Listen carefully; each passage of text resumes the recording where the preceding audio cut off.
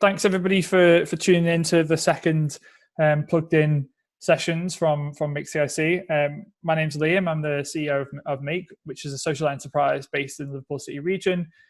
We have 3 creative workspaces and creative hubs, which does include a bar and an event space in one of them across the city region, 1 in Wirral and 2 in Liverpool. And this is also Neve at the bottom, who's going to co-host with me and is going to contribute to this session as well, who works for Make as our event manager, but also runs her own CIC called Small Steps, and she can do a little introduction herself on that.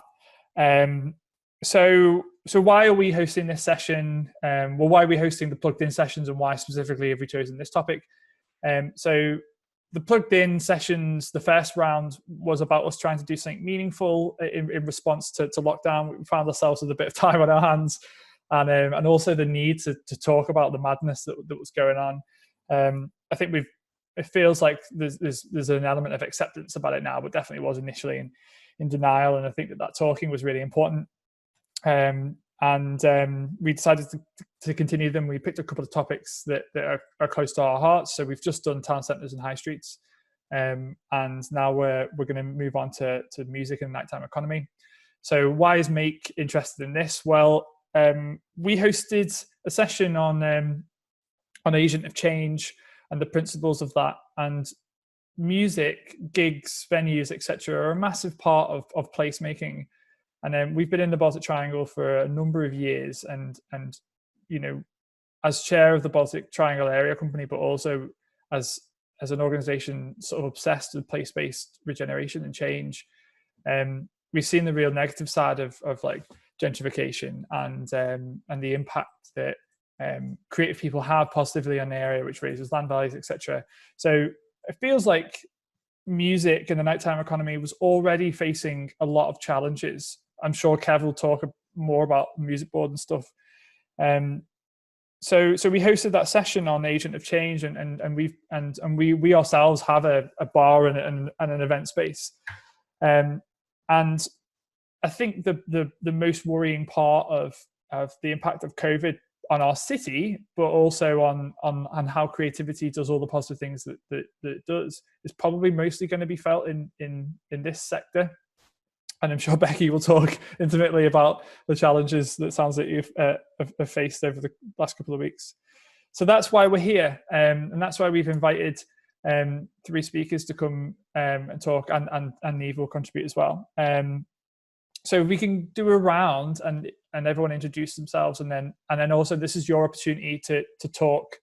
Take up sort of 5, 6, 7 minutes talking about answering this question and the background of the points that you want to get across, and then we'll turn to the Q&A. So if you're in the audience and you've got questions or points you want to raise, put them in the chat, put them in the Q&A, and then we'll get to them after everyone's made their initial points. Becky, can I start with you? Yes, yeah, of course. Yeah, really good to be here, and thank you again for inviting me. Yeah, so just about, obviously, for those that don't know, I'm the Managing Director of Sound City, and Sound City is probably best known for the festival and music conference that we do every May. It's not actually happening this May because we've actually postponed it due to COVID-19. But yeah, basically Sound City, well, I'll come on to that anyway, but Sound City is it's now in its 13th year, which is kind of slightly ironic maybe, but given what's happened, but it's but obviously everything's happened to us all. But we are now the UK's leading independent festival and conference for new music. So we every year have around 350 artists that come and play in Liverpool. We have around 6,000 people that attend the festival, and around 2,000 people from all over the music and digital and creative industries that come to our annual conference. We also do a lot of work overseas. We're actually involved as an organisation in talent development, so we do a lot of work with artists and with people that want to get into the music business to help them to develop their artistic and their business talent, essentially. So we do training for young people that want to get into the music business, and we work with a about 500 people to date that have gone into all sorts of roles across the music industry with companies like Facebook and Nintendo and Spotify and various agencies and record labels. We also run Sound City Korea, and we take artists and industry over to Korea every year, and we do work to get them into their first export markets, basically overseas. We work all over Europe. We're part of a big network called Key Change, which is basically we're aiming to change the status quo for female identifying musicians by programming equal and diverse lineups on across all of our programming.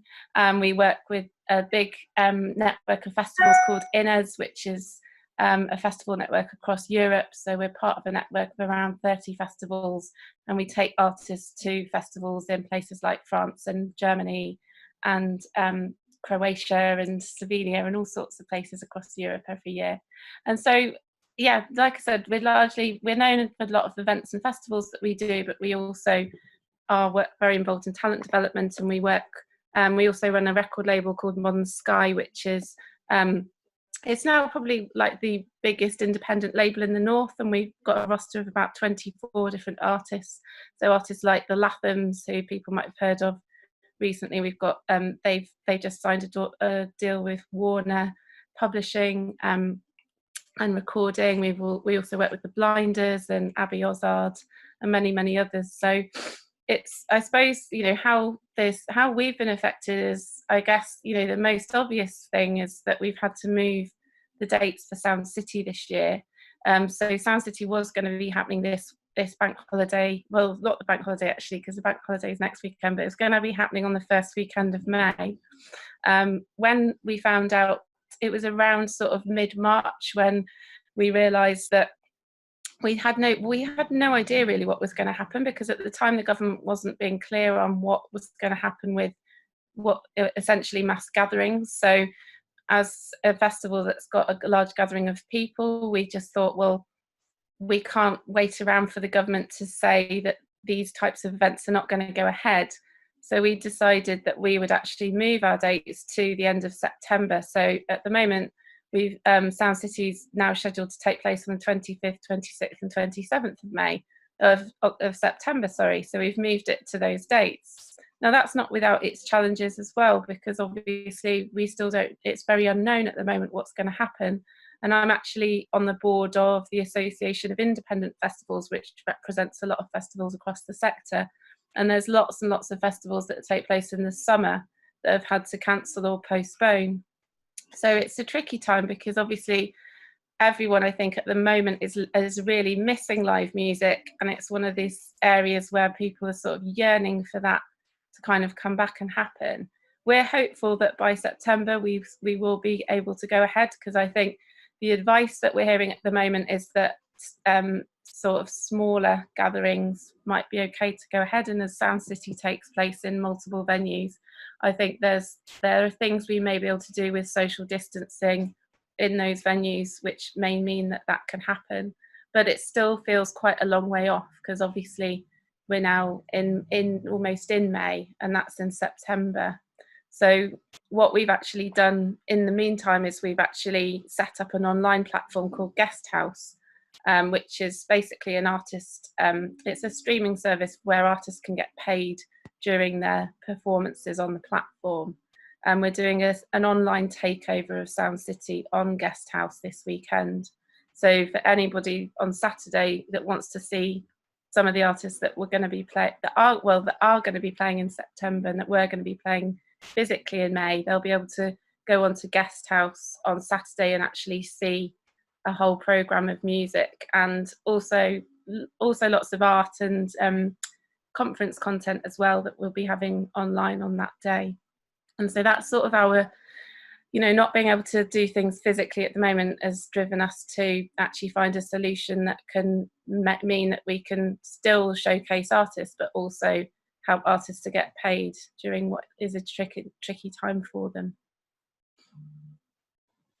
Amazing, thanks, Becky. I mean, I knew that Sound City did a lot, but actually, I didn't realize how involved in all of those things Sound City is in, and yourself. I know that you're heavily involved in a lot of like helping policy decisions and all of that sort of stuff. So it must be a really challenging time for you, but amazing to be doing something so positive, particularly with Guest House. I didn't know you were doing that, so we'll promote that. Amy, who's in the chat, will find the link to it and post it for. Oh, thanks. I'll send it over, and like I said, it's free at the moment to join, because all the money basically that we raise goes to the artists, and you can donate to your favourite artist during the stream. So I'll send that over. That's really great. You know what's really interesting as well, before I hand over to, we'll do Sam next, but there's been loads of learning that's been happening from other industries, and the one industry that sort of like is standing very tall at the moment of good practice is the gaming industry, and the gaming industry has proved definitively that you can subsist from content on a donation basis. There are so many professional gamers who basically only exist through the donations on their platform. Obviously, mostly Twitch and such. But you know, it's clear that it's obviously grim situation that we're in for musicians, but it's also clear that another future is possible. And it's really, really great to see Sound City leading on that and sort of helping to people make that pivot. So thanks for that, Becky. Sam, do you want to do an introduction and then talk about impact of COVID on yourself and also just wider as well? Yeah, sure. Yeah. So my name is Sam Houghton. I'm a freelance professional saxophonist, and I'm split between first of all touring the world as a sax player, and I'm also the co-founder of Gigappy, which is an online music management and logistics platform for band leaders and for musicians, just to ease the process of admin and management within the music industry. We've also been moving into putting on live events for original artists, mainly in London at the moment, because we are just a startup. We're in our second year. We've been hit pretty well. We've been hit hard in the sense that we were on a rhythm and developing a lot of we're opening a lot of doors for ourselves. We were trying to make relationships with a lot of companies, and this rhythm has been sort of put on pause. In the sense that we had a lot of gigs booked, we had a lot of events booked with larger companies such as Channel 4 and Amazon and You Look. And obviously, when you get into a rhythm of like this, it's very easy to move forward. You can go from one gig to another, and you build and you grow like this. We also had a really promising gig at the Ned in London, which has obviously been postponed. So the company has suffered a little bit from the rhythm breaking down, and we were on a really positive trajectory to build users. And obviously, because it's a platform of management and music and band management, the lack of bookings that have come in have meant that the users have dipped quite substantially. Not too detrimental, because we know that eventually things will start to repair themselves, and we will start getting back on that rhythm again. But it just has been it's been a shame that we've had to sort of slow down, because we were on with a lot of promising feedback from a lot of people. They're enjoying our platform. They're enjoying how they were using it. I think, from going on from what you were saying, Liam and Becky, that that our biggest benefit at the moment is that we have technology to so the musicians can actually keep doing what they've been doing throughout history, which is boost morale and use their skills to boost morale during this time. I think it's so important. I'm relieved. I'm almost relieved that it's happening now and not 10 years ago, because had it been happening 10 years ago, we would have very little we could do. And it's the best way that we can contribute to this crisis, which is to boost morale. I think it's so important.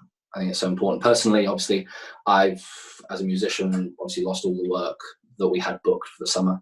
The summer is a very important time for us as artists. I think most musicians, I'm safe to say in saying, would earn probably 80 to 90% of their income through the key summer months: festivals, parties, weddings, corporate events. It's not just the popular festivals that we see sort of diminished.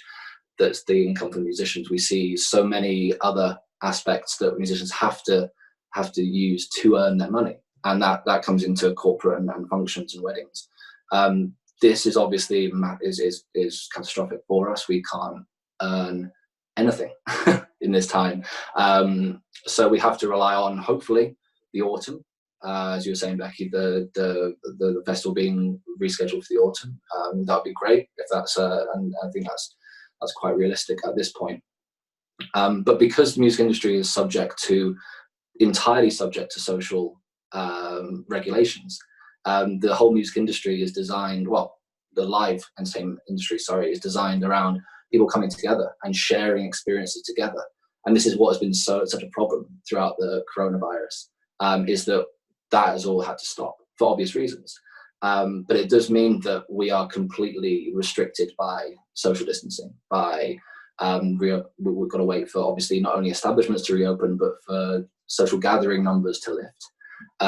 Me personally, I have to also wait for every single country to start to be at a point where they're doing the same thing, so that I can travel to another country, perform a gig, and not have to go into quarantine for entering that new country. So every single country has to lift their borders and lift their restrictions in order for me to, and a lot of other musicians like me, to be able to do the work that we're used to doing. We're used to going to one country one day, spending 10 hours there, maybe, then traveling to a different country. It's so quick. And at the moment, every country is saying I think most countries are saying when you go back there, they prefer you self-isolate. And it's simply not it's not a solution to what we have to do in our daily work. So yeah, I think that generally I'm very impressed with how musicians have been responding to the virus. I think there's a lot of problems and there's a long way to go. But the videos, the online aspect, and also musicians offering their services to teach online as well has been a great help. There's also a Facebook group that has been offering free classes to children of NHS workers, which I think is just amazing. So all these things is just a wonderful contribution for the music industry is making to society in this time, and the best way we can do it. And I'm very impressed, basically. Great, thanks, Sam. Yeah, just when you thought that Brexit could be the worst thing for traveling musicians, and the visas and the delays, suddenly it's visas and quarantine. You almost put the back of your mind. It's very bizarre. Yeah, it's actually really soon that we're supposed to find out published details about how all of that would work. I mean, where's that in the media? Yeah. Sorry to drop the B bomb there. No. I mean, it's an important topic. In live music and traveling and touring, it was before this happened. It was the main thing we were all talking about. And all of a sudden, And you're not alone in that. You know, you don't have to be a well-beating musician to be touring around Europe, and you also don't have to be a musician. You know, there's the whole supply chain. I mean, my brother-in-law runs Liverpool band vans, Kev Mooney, and he what are they doing now? They've got these vans that are specifically designed for touring band equipment and bands around Europe, basically.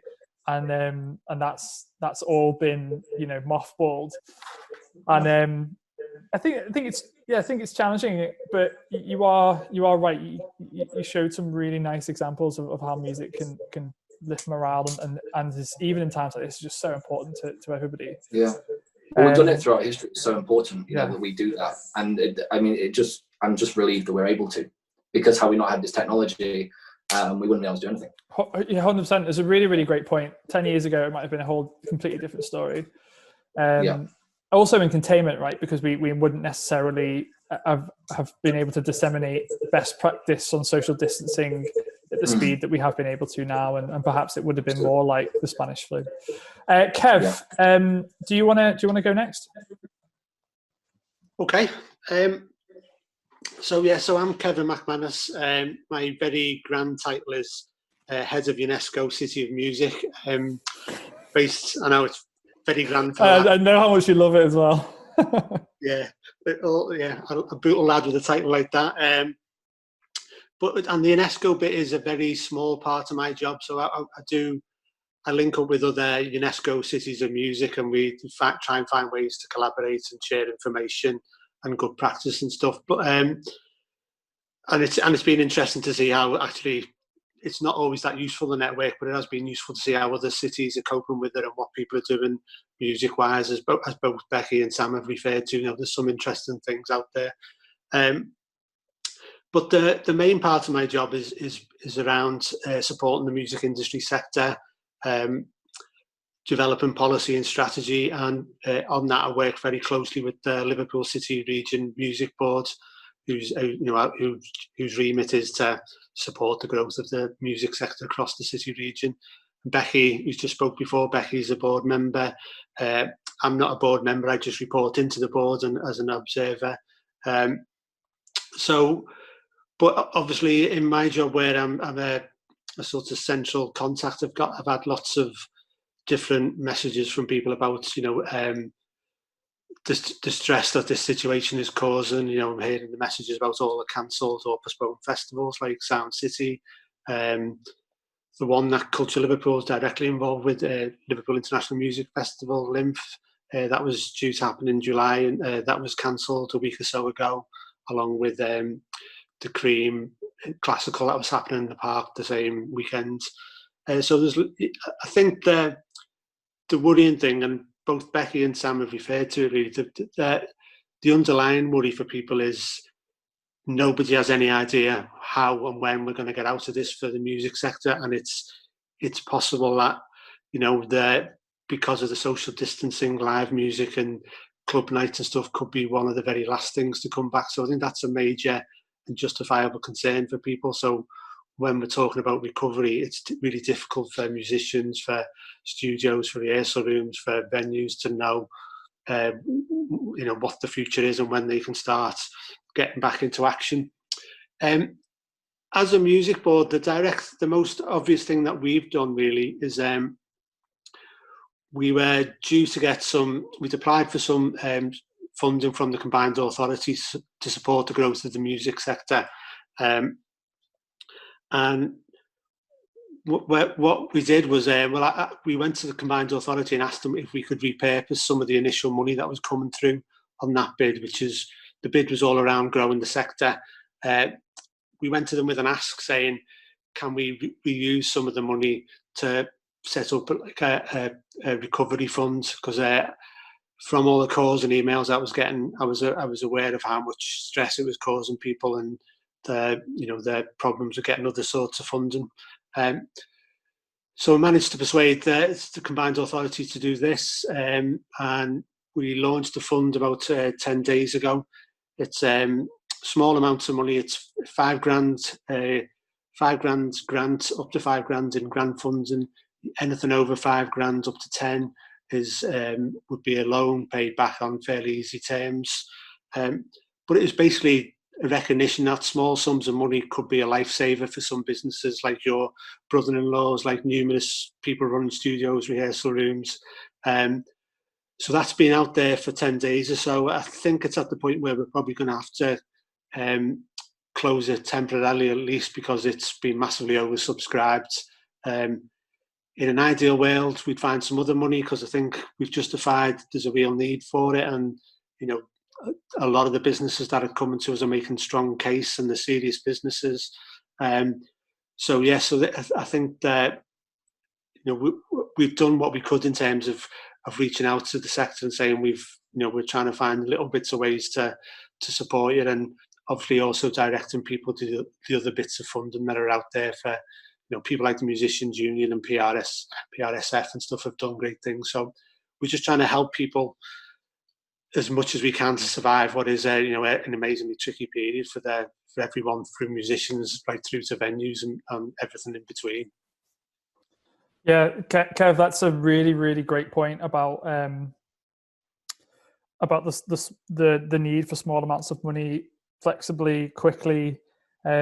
In the high streets and town centre session that we ran in the previous hour, that was exactly one of the tangible things that everyone was said was needed.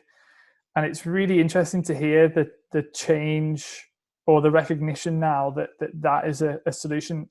I and many other people believe it was a solution to the problems pre-COVID, to challenges that we had pre-COVID. And the thing that this crisis has really showed is that some of the best practices that are happening in other sectors, said before about the gaming sector and donations, etc.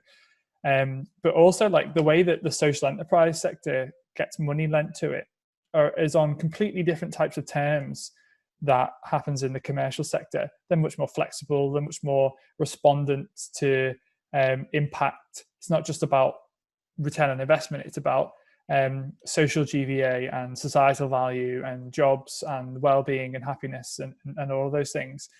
And it's really interesting to see now the sort of the scramble for those best practices to be applied more widely and generally. And I think that's an amazing thing that I hope that we can hold on to.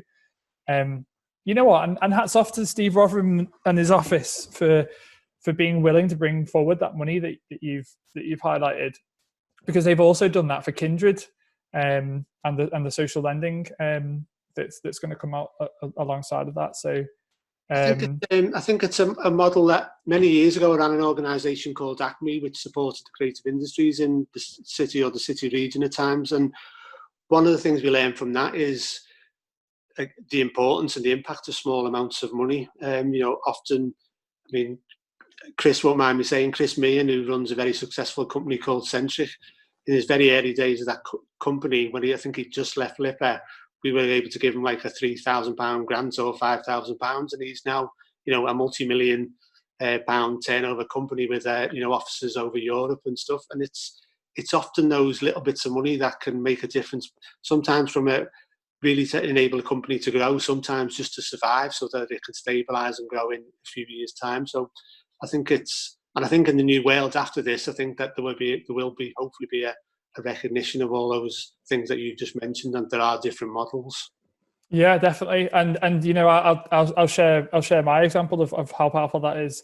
Make CIC, the organisation that I run, used social lending to get going. And after about just under a year of trading in the expanded capacity that we were, it's about 4 or 5 years ago now, we overtraded and we were short 10 grand. And it was a big segment of our turnover. And if we hadn't been able to find it, we would have gone bust. And then Beautiful Ideas came in and lent us the money on flexible terms, basically saying that you don't need to pay it back until you make profit. And actually years later, we now have a crisis where Make needs an improved balance sheet, and they offered to write off the loan that was still sitting on our balance sheet because of the impact that we could prove that we'd had. Hundreds and hundreds of people starting jobs and being incubated through our buildings, and they were saying, well, you've paid it back to society, so we don't need the money anymore. And I think that the same thing here needs to happen to the response of COVID. There are so many venues and nighttime economy and supply chain businesses that are going to need that, and they're also just not big enough and don't trade with big enough profit that debt is going to be, it's not going to work for them. Even the bounce back loans being 100% guaranteed by the government, it's just not going to fly for an industry that often, venue, like Johan from Kitchen Street, often says that something like the difference between a night where there's 50 people or a night where there's 100 people is basically a difference between whether or not they make money that month or don't. Mixed into that, the fact that they're closed because of this crisis. So anyone who's in the chat, feel free to start writing in some questions for the panelists. So there's one here from Aaron saying that I heard that music venues are going to be able to open soon, but specifically for live streamed events. And has anyone heard anything about this? Becky, was this something that you were talking about? You're still muted, sorry. I was talking about, before I was talking about Guest House, which is our live stream platform, and artists actually stream on that from wherever they are. So we've had, like recently, the Mysterines doing something from their bedroom, and the Lathams did something from their bathroom. You know, basically, it's people. We're trying to get people to do like Glastonbury type things in their wellies in their garden. But you know, that's something, because of the social distancing, we've had to just, you know, go with where artists actually physically are, and a lot of artists are just doing things solo at the moment because obviously they're not with their bandmates. Although Sam will know much more about that than I will. But you know, Sam, I'm sure that's a challenge, isn't it? To when you haven't got your bandmates there and you have to use Zoom or whatever, it's a lot trickier with all of the, you know, maintaining a good sound and that kind of thing.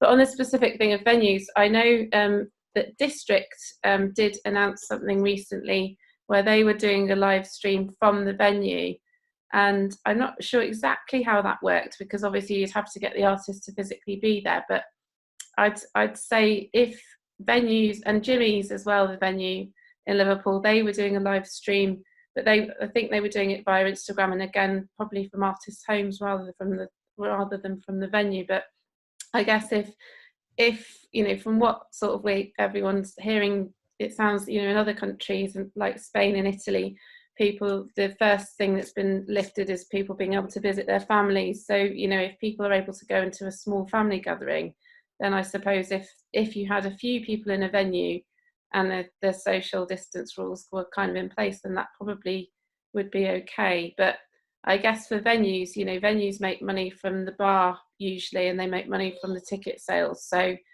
it's not really something that I could see directly helping a venue, you know, at the moment, if they were able to do that. They'd need to have other things where the money could start to be generated. Yeah, or at least a relief from the major overheads during the period where they were just trying to stay present. Exactly. Yeah, which, you know, obviously the business rates intervention is supposed to do, but you know, it's been patchy, and I think at the end of the day, your business actually still needs money in the bank account.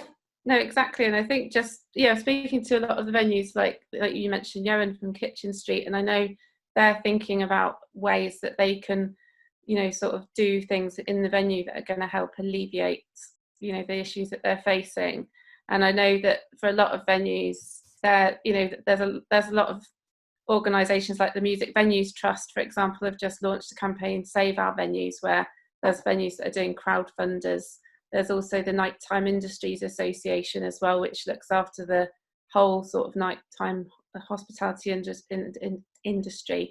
They're actually lobbying at the moment for a freeze on rates, and like just to get the government to freeze business rates and just to freeze any people having to pay anything, so that, you know, because there's no income coming in, they shouldn't be having to pay out anything as well. So there's initiatives like that going on, but like Kev said, it is just, you know, there's been a lot of emergency relief funding, which has been fantastic, and I think it's absolutely brilliant what the city have done, and the wider region with this fund for music, and you know, that Kev was very much behind as well, and I think that's fantastic. But it is difficult to think about that longer term over the next 6 months or so, and I think that's where collectively we probably need to think more about sharing ideas and coming up with innovative things. And like you said, Liam, learning from other sectors that do it really well about how can we transfer something from, say, the gaming industry to music. You know, other big like online industries, the porn industry, for example, they do it brilliantly. I'm not mad. I don't know much about that, but I know that that's one place where they do have a lot. There's a lot to learn from the online. So it's just thinking outside of the, I know it's a cliche, but it's thinking outside the box, isn't it, with it? Yeah, no, absolutely. And yeah, I mean, in your example, you know, one of the an industry that's multi-million pound industry, both gaming and porn, maybe they go hand in hand. No pun intended. Yeah, I think that the thing that differs and remains the challenge is that, like as Sam was saying, so intimately is this idea that music and social interaction are they're synonymous. They're one and the same, right? And we have to find a way of having a managed return to doing the things that we want to do, and actually more clarity about that would be great from the government more than anything else, I suppose, at this point. Okay, so do you guys, we'll do another round then of points if you wanted to make some more points, and I think it'd be great if we could focus on some potential solutions and all that sort of stuff. Kev, do you have anything that you want to talk about next? Well, I think moving forward, I mean, I'm part of a group with you that's looking at the recovery ask of government when we go after. So I think we have to be really creative and innovative there and look at different models, because it is difficult to see the world going back to the way it was, and people will have to look at different ways to make money from music and from venues and things. And I think one of the really interesting things like that Sound City do is like with Guest House. It's great, people streaming music, and it's great for music fans, and it's if you want to see someone do something, that's brilliant. But it's for the artist, it's about how do they monetize that, because we could all listen to Sam and enjoy it, but and then turn our computer off and Sam's had a nice half hour playing, but there's no richer. So I think one of the challenges is how we do that, and donations is one thing. The Guest House idea to think of where when the artist is on, you can buy some exclusive merchandise is a really clever idea. So I think people have just got to start being really creative and think about how we do it. And I mean, there's real challenges ahead, and I'm looking at all these applications coming in from some amazing businesses, some that we know, some are a bit more obscure, but doing amazing work. And they're going to be, it's potentially March till September when they're not going to get any income, or even longer depending on what happens. And that is a major challenge. If the reason we're getting money from the Combined Authority is because we have got a strong music sector, and we've asked for the money to make it even stronger and to be a European or world leader as a music city and attract other music businesses. We need to protect that strength that we've got and grow on it. And it's a completely different situation than it was 3 months ago. We're probably looking at survival and stabilisation for the next year rather than growth. And I think it brings with it different challenges. Yeah, and what's even yes, don't want to be too negative, but what's even more consideration needed is the fact that those challenges that we faced before COVID-19 are still there. The venues in the Baltic still have the challenge of not having an SRF in place, and all that stuff, and declining and closing venues anyway. And I suppose maybe perhaps one of the saving graces is a plummeting in commercial property value may actually help, and music might. And this might be the time where strategically getting organizations, getting small venues to buy their properties instead of renting them could be huge. So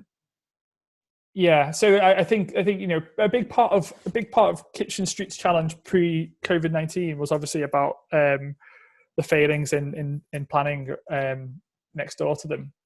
But the reason why it's such a compelling thing is because they own that building. They don't rent it from a private landlord.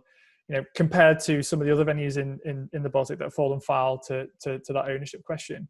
This is the moment when big property companies might be looking to liquidate some of those assets.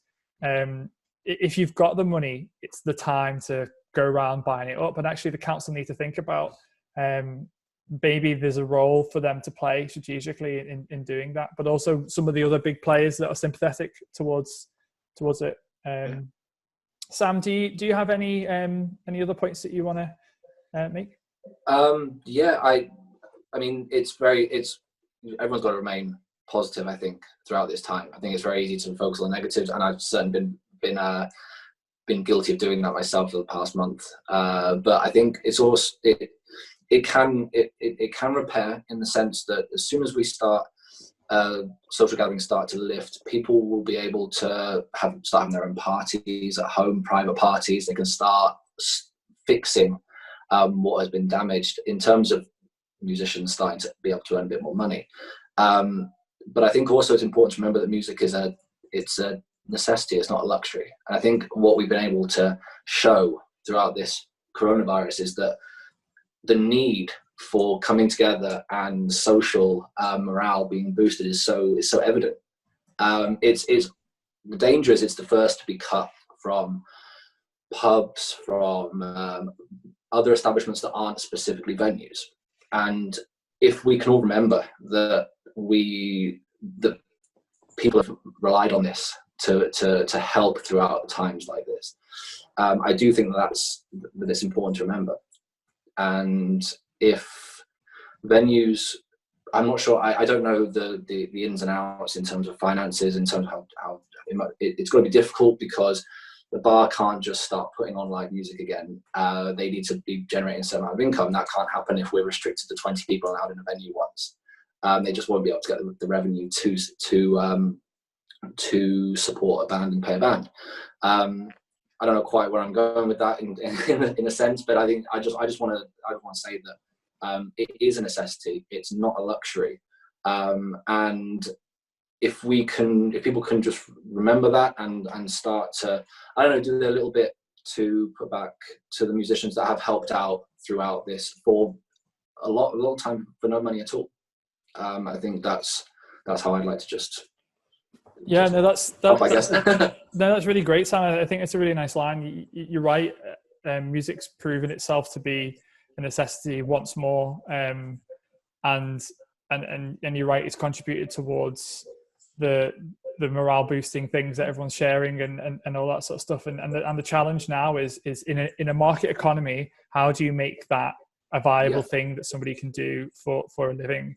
Obviously, there are some schools of thoughts that say don't have a market economy, but that's a whole different conversation. And sort of just on that really crude point, you know, Jane Dorr from SAFE has said that you know the biggest challenge that they face about keeping the people involved in the open mic nights and the live music stuff that they're doing from the community owned pub that they have, it's SAFE. Is about their cash flow, and I think a part of that is because that the whole complication around self-employed status and 80% of profits instead of earnings and all that sort of stuff means that, you know, self-employed people have been hit mega by the gaps and the inflexibility that the government has shown. And if there's something to be taken away from it, it's potentially that there's work to be done to help support musicians post COVID-19 about the best way to organise, the best way to report profits and earnings, and why being on PAYE is important if possible, and all of those things, so that if we potentially face another crisis like this, everyone is in a much better position to be supported. One of the terrifying things that is that this might not be the last pandemic that we face now. Absolutely. Yeah, great. I think it's really important to say all that. That's really important to acknowledge the link between socializing and music, and how important that actually is, and not let it sort of be put to the sideline, I think. Yeah, absolutely. Becky, do you have any final thoughts that you'd like to share?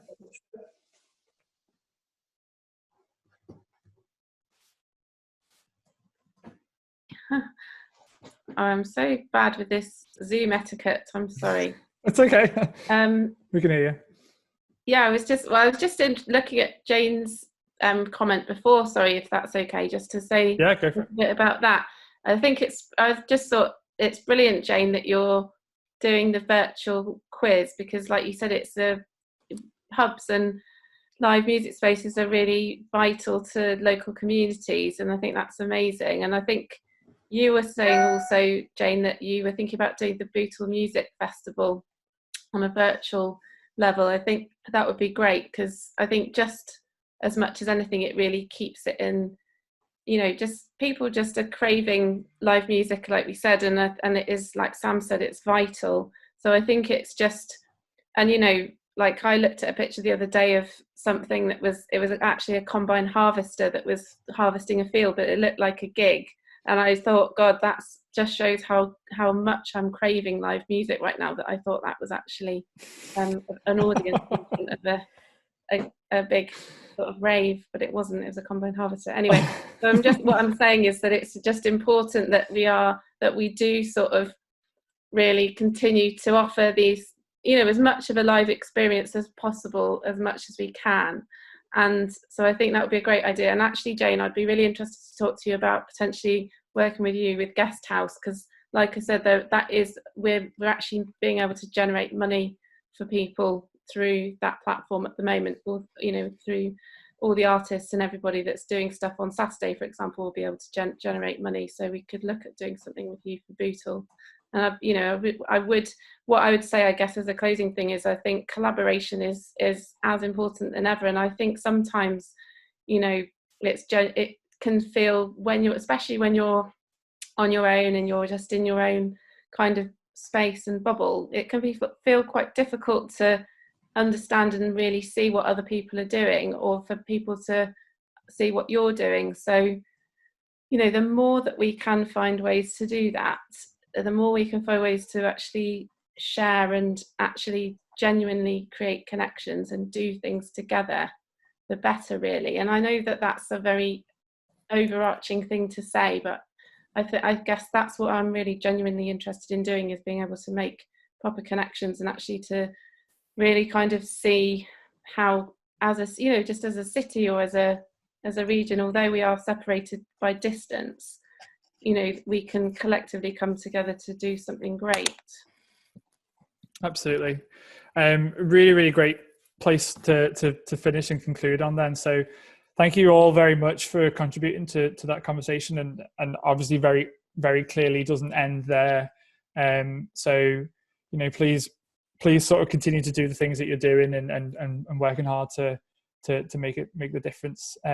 What I will say is that I think in the chat, Amy found Guest House plus the Stay Home 2 code. Yeah. So that will give you some 2 months free on Guest House. Is that right? Yeah. So the idea is, usually it's $4.99 to subscribe per month, and basically 50% of that money goes to artists, as well as those donations on this that people can make during the stream.